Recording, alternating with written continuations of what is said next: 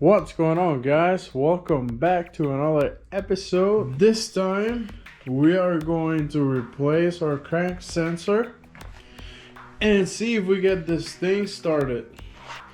On the previous episodes we attempt to fire it up, but I was having issues with the fans and throwing codes and with the crank position sensor and stuff. So hopefully we get that sorted out and we get to hear it run. Here I got this sensor that we're gonna be using. It's a K20 style, supposedly. That's the part number. So now what we gotta do, we gotta lift the car and change it out.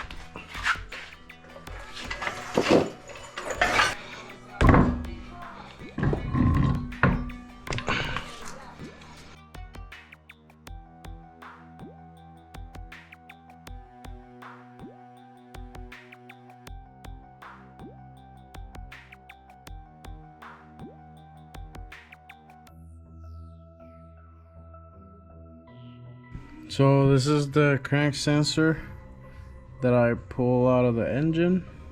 I don't see anything physically wrong with it. We'll see. Hopefully the one that we got works. So here we have our replacement, made in China instead of Japan. So we'll see how that works.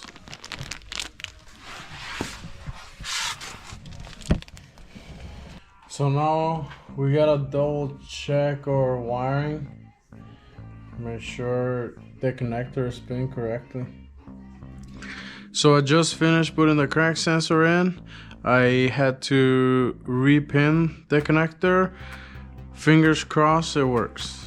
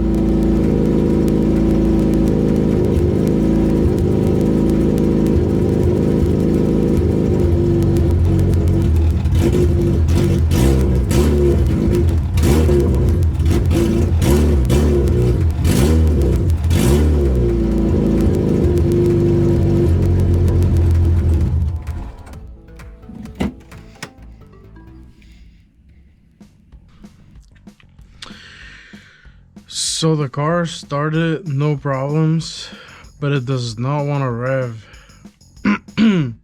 So I don't know, I'm trying to dive into it now and pull the data log and see if we can figure something out.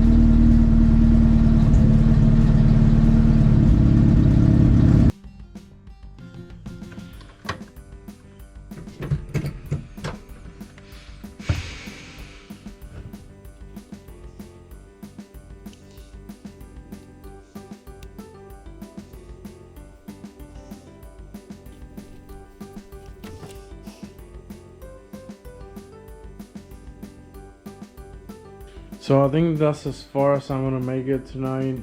I'm pretty done with it. I changed the crank sensor like 3 times.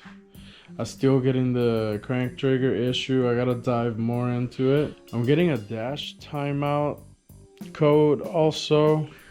I think I'm just gonna have to do a little bit of research and come back to it. Here we are. It's another day, and I was able to go in the computer and figure some things out.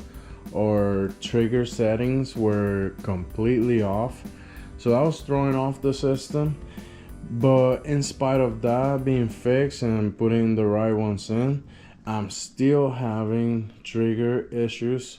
At this point, I really don't want to think it's mechanical, but I might have to go back and double check that. But before I do that, I consulted my build assistant, and he told me to definitely move my grounds from where they're at and add another ground about the same size as this one that's here. This one just runs to the strut tower, but my build assistant told me to run a same thickness wire from the negative terminal to the transmission or the engine block. I was also able to figure out how to choose between map sensors, because I had them both connected, the factory one and the one on the Haltech. So I was able to dive into the software and switch map sensors, but that still didn't work. So before I do anything else in the software, I am going to move the grounds, the engine grounds, and see if that helps solve our electrical issues. Or I'm not really sure at this point if I mess something up from the IC7 jump to the Haltech to the actual ECU. I am not sure at this point. I'm gonna keep chopping at it and tag you guys along. So right now I'm gonna be waiting on a thicker cable to show up so we can do the addition to the trans order block. But for now, I think I'm gonna move this one that's up here. I'm gonna have to extend it a little longer and see if I can get it right here on the side of the head, like actually biting on the aluminum. So I'm still trying to figure out what I'm gonna do with that one. So I think that's as far as I'm gonna take it right now. I need to order some parts and research some more stuff and make sure we get this right. On that note, if you got something out of it, make sure you like, comment, subscribe, and I'll see you guys on the next one.